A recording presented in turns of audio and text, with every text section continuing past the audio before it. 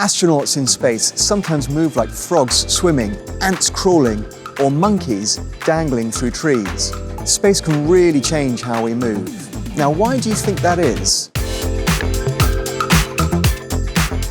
I'm ESA astronaut John McFall, and today we're going to train like astronauts.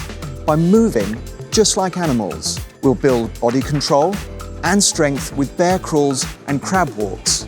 You need a safe, open space to create a course, ideally about 12 meters. If you don't have that much room, just shorten the course or go back and forth a few times. Now first, the bear crawl.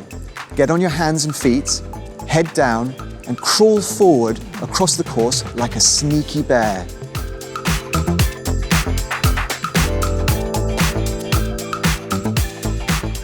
Rest for a minute, sip some water if you need to, and do it again.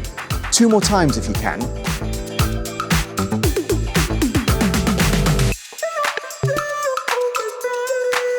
Now it's time for the crab walk.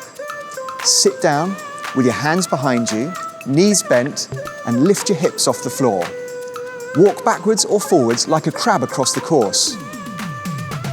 Again, rest, hydrate, and repeat 2 more times. Want to level up? Try doing it backwards. Now the question is, can you invent your own space animal movement? Need to slow it down? Try shorter distances or take breaks halfway through. In space, your body has to work together in new ways. Now you're not just crawling, you're floating through space like a space creature, learning how to move in microgravity.